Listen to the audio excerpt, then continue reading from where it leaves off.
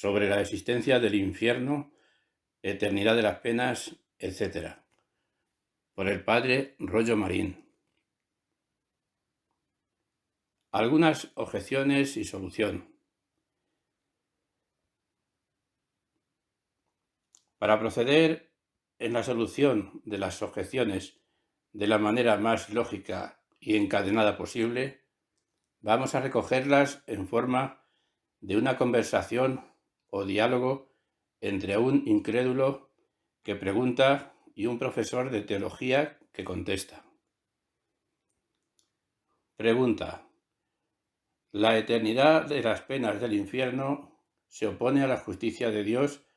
¿Es injusto castigar eternamente un pecado que duró tan solo unos momentos?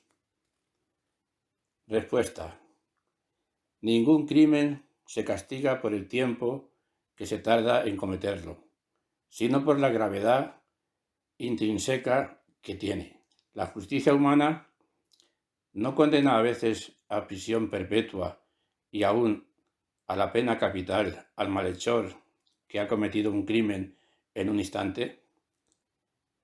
Pues teniendo en cuenta que el pecado, sobre todo el cometido contra el mismo Dios, con voluntad y obstinada maldad, encierra una malicia en cierto modo infinita, por razón de la distancia infinita que separa al ofensor del ofendido. Justo es que se le castigue con una pena también infinita. Y no pudiendo serlo en intensidad, tiene que serlo, por lo menos, en extensión. Luego, la eternidad de las penas del infierno no solamente no se opone a la justicia de Dios, sino que es una exigencia y postulado elemental de la misma. Pregunta: se me hace muy difícil concebir la malicia infinita del pecado. Una criatura no puede realizar un acto infinito. Respuesta: la infinitud relativa del pecado no se toma del acto en sí mismo, u objetivamente considerado, sino de la infinita distancia existente entre el pecador y Dios. Al pecar libre y voluntariamente, el pecador se adhiere a una criatura que se aleja o separa de Dios, y este alejamiento es de suyo infinito y naturalmente irreparable. Pregunta: ¿el pecador no comete su pecado previniendo y aceptando esa proyección eterna? Al menos la mayoría de los hombres pecan tan solo provisionalmente, esperando arrepentirse después. Respuesta: esa esperanza en un futuro arrepentimiento es una ilusión tan vana como inmoral. Vana porque el pecador no podrá salir de su pecado sin la gracia del arrepentimiento, que Dios no está obligado a darle, y puede que le niegue, de hecho, en castigo de tanta ingratitud. El que se arroja a un pozo del que no puede salir sin que de arriba le echen un cable, se resigna a permanecer en él eternamente si los de arriba, que no tienen obligación de ayudarle por su loca temeridad, dejan de arrojárselo de hecho. Y es además inmoral porque se apoya precisamente en la misericordia de Dios para ofenderle con mayor tranquilidad.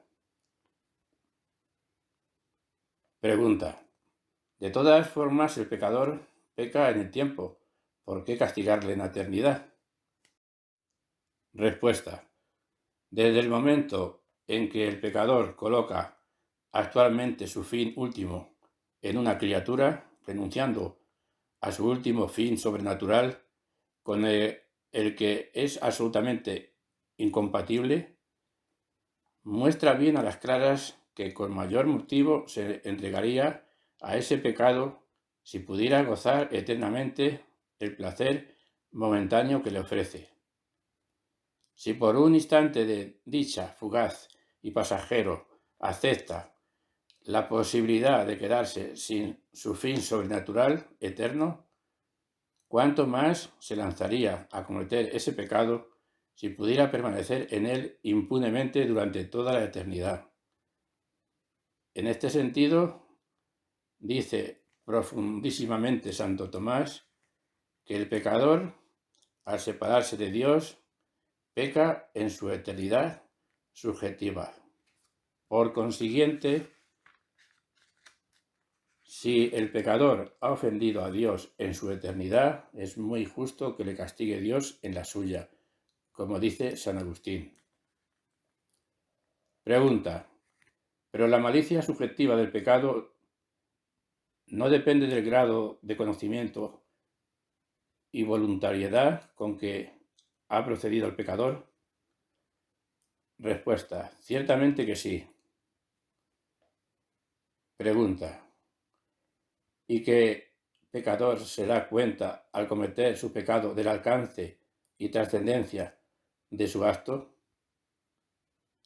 Sería menester para ello tener una idea muy clara de la grandeza de Dios y de la inconmensurable eternidad.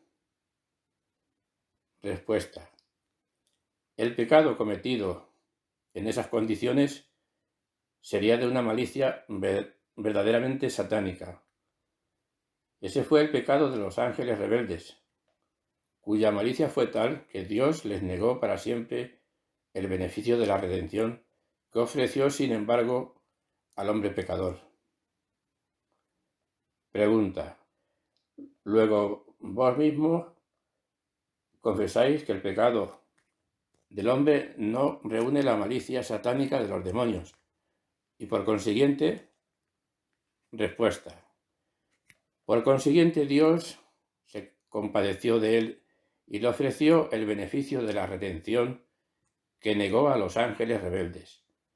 Pero precisamente por esto, la reincidencia voluntaria del hombre en su pecado después de haberse derramado para redimirlo toda la sangre del Hijo de Dios encarnado supone por lo menos mayor ingratitud, si no queremos admitir también mayor malicia subjetiva.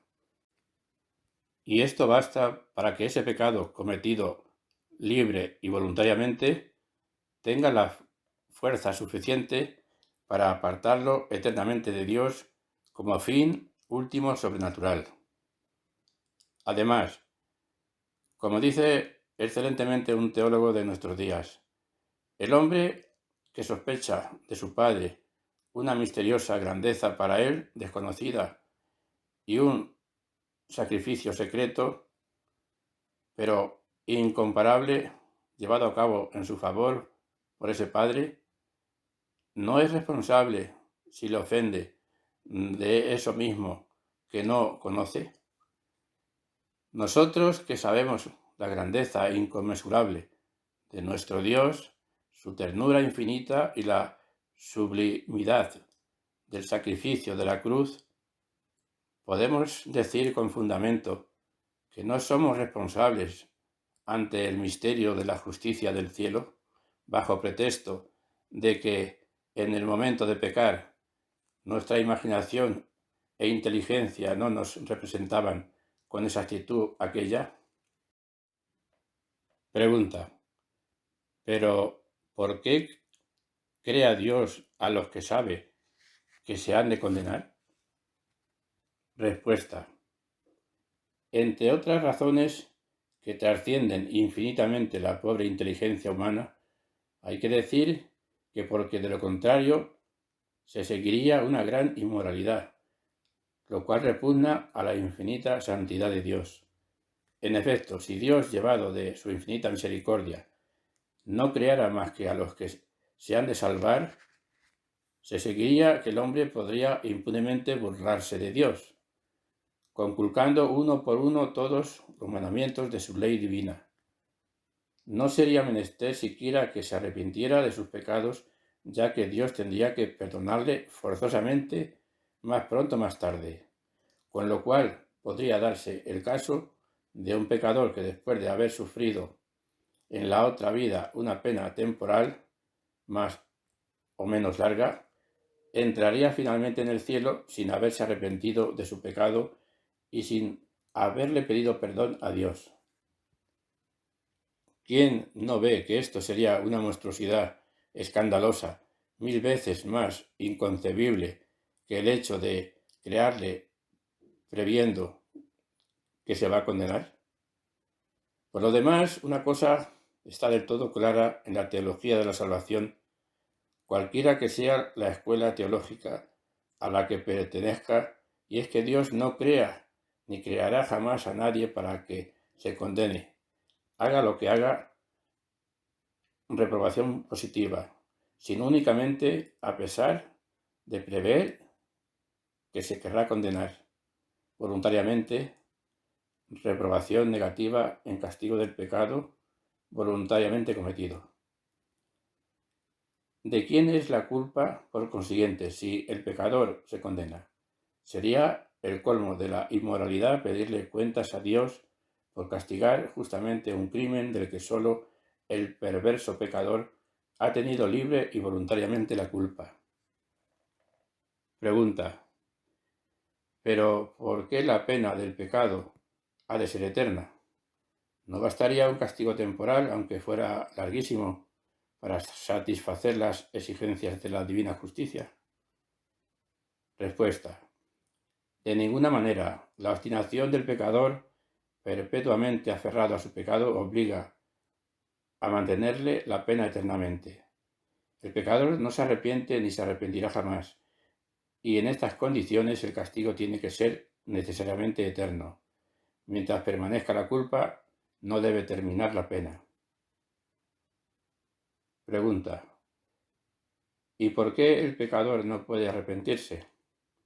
Respuesta: porque con la muerte termina el plazo del arrepentimiento. Tiempo tuvo durante toda su vida, y el pecador lo rechazó, pertinaz y obstinadamente hasta el último suspiro. La culpa es exclusivamente suya. ¿Qué más pudo hacer Dios de lo que hizo? ¿No derramó toda su sangre por él desde lo alto de la cruz? ¿No le ofreció su eficacia redentora hasta el momento mismo de la muerte? Pregunta: la misericordia de Dios es infinita. Parece absurdo señalarle un límite determinado más allá del cual no pueda ya ejercerse. Respuesta: la misericordia de Dios es infinita, ciertamente, pero su ejercicio y manifestación están regulados por los demás atributos de Dios, especialmente por su santidad, su justicia y su sabiduría. Y ya santidad exige que no se dé al pecador oportunidad de burlarse perpetuamente de Dios a propósito de su misericordia. Y la justicia reclama el castigo inexorable del pecador definitivamente obstinado en su maldad. Y puesta la divina sabiduría a señalar un límite para que el pecador pueda rectificar sus malos pasos, ninguno más oportuno que el de la hora de la muerte. Pregunta: ¿por qué? Respuesta: porque con ella termina el estado de vía, esto es, la etapa viajera de nuestra vida, y penetramos en el estado de término o de la inmutable eternidad. Es natural que el destino definitivo que el pecador eligió libremente en el último segundo de su vida viajera permanezca para siempre en la inmutable eternidad. Pregunta: ¿y es que el pecador no continúa siendo libre? Respuesta: para elegir su destino, no. La muerte le arrebató para siempre el estado fluctuante de su espíritu y le fosilizó, podríamos decir, en el fin libremente elegido. Pregunta: ¿y por qué el espíritu puede fluctuar en esta vida entre el bien y el mal y no ha de poder hacerlo en la otra? Respuesta: porque lo exigen así de consuno la psicología del alma separada y la justicia de Dios. Pregunta. Haced el favor de explicarme ese misterio. Respuesta. No es tan difícil como creéis. La simple filosofía nos dice que el alma, separada, no está sujeta ya al vaivén de las pasiones y de las impresiones caprichosas del mundo corporal y sensible. Desligada por completo de la materia, actúa a la manera de los espíritus puros, ángeles y demonios. No entiende por vía de discurso, sino de intuición, y de tal forma quiere lo que el entendimiento le presenta como apetecible, que lo que quiere una vez lo quiere para siempre. En la eternidad nadie rectifica el bien o el mal. Pregunta. ¿Y por qué no les vuelve Dios a colocar en situación de poder nuevamente elegir? Respuesta. Porque lo impide su divina justicia y su infinita seriedad. La justicia divina señaló un plazo para el ejercicio incontenido y desbordante de la misericordia, la hora de la muerte. Y la infinita seriedad de Dios le impide volverse atrás, ofreciendo al pecador una nueva oportunidad de convertirse después de haberse burlado definitivamente de él. Pregunta. Aunque el pecador no lo merezca, ¿acaso no sería esto un desbordamiento de amor y de misericordia digno de la grandeza soberana de Dios? Respuesta. De ninguna manera sería, por el contrario, un gran escándalo que dejaría sin explicación posible la infinita santidad de Dios. Pregunta. ¿Por qué? Respuesta. Porque ello equivaldría a autorizar al pecador para burlarse eternamente de Dios. Pregunta. No lo comprendo. Respuesta. Pues es muy sencillo. Si a pesar de continuar obstinado en el pecado y de no merecer por consiguiente el perdón, Dios le perdonara, de todas formas, el pecador podría reírse eternamente de él. Pregunta. Pues ¿ha habido algún santo padre partidario de la bella opinión de Orígenes que imagina el perdón final para el mismo Satanás y todos sus secuaces angélicos y humanos? Respuesta. La apocatástasis origenista ha sido expresamente condenada por la Iglesia. Dessinger 211. Y esa hipótesis no solamente no es bella, sino que es una monstruosidad inconcebible. Pregunta. ¿Hacer el favor de demostrarlo? Respuesta. Escuche el discurso que al anunciarle el perdón de Dios pronunciaría Satanás dirigiéndose a todos los demonios y condenados al infierno. Amigos, ya sabía yo que este final tendría que llegar algún día. Por eso me rebelé sin miedo contra Dios y os arrastré a todos vosotros en mi rebelión.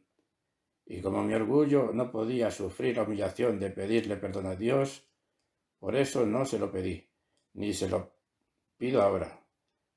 Ha sido Él quien ha tenido que rendirse ante la inflexible de mi actitud. Yo no me he inclinado ni me inclinaré jamás ante Él. Ha sido Él quien se ha inclinado ante mí, y estoy seguro de que todos vosotros, mis fieles súbditos y amigos, compartís en absoluto mis propios sentimientos. Ninguno de vosotros pedirá jamás perdón a Dios ni acatará sus órdenes. Soy yo vuestro único jefe y ahora. Aquí Satanás lanza una carcajada sarcástica. Vámonos al cielo a sentarnos en aquellos tronos de gloria junto a la bendita Madre de Dios para reírnos eternamente de Él por habernos admitido en el cielo sin arrepentirnos de nuestros pecados y sin habernos inclinado ante su divina majestad. Pregunta. ¿Dónde consta que Satanás pronunciaría ese discurso? Respuesta. En su obstinación diabólica, escuche un diálogo habido entre el demonio, que hablaba por la boca de un energúmeno en París, y el sacerdote que le exorcizaba en nombre de la Iglesia. Sacerdote, ¿cómo te llamas? Energúmeno, Legión, porque somos muchos. Sacerdote, ¿quisieras ser aniquilado por Dios? Energúmeno, no. Sacerdote, pues no lo comprendo, porque si Dios os aniquilara, dejaríais de sufrir y esto no dejaría de ser un bien para vosotros. Energúmeno, dejaríamos de sufrir, es verdad, pero dejaríamos también de odiar a Dios y preferimos seguir odiándole eternamente. Y ahora, decidme, ¿qué os parece? Pregunta. ¿Ofrece garantías históricas ese relato? Respuesta. Me es completamente indiferente. No lo he aducido como prueba histórica, sino únicamente por vía de ejemplo para expresar una realidad indiscutible. Sea o no histórico, lo cierto es que el odio y la obstinación contra Dios son las disposiciones habituales de Satanás y de todos los condenados. Este dato nos lo asegura terminantemente la teología, ya que no es sino una consecuencia inevitable de su estado de condenación. Pregunta. Pues si es así, ¿por qué no aniquilar a criaturas tan perversas en vez de conservarlas eternamente en el ser? Respuesta. El aniquilamiento, lo hemos dicho ya, sería una rectificación de la obra de Dios y es la criatura culpable y no el Creador quien debe rectificar. Aparte de que Dios no puede envolver en idéntico castigo a todos los condenados que han pecado en grados muy desiguales de maldad. Finalmente, el aniquilamiento impediría la manifestación permanente y eterna de la justicia vindicativa de Dios, que contribuye también a glorificarle ante toda la creación. Padre Rollo Marín, Teología de la Salvación, páginas 330 y siguientes.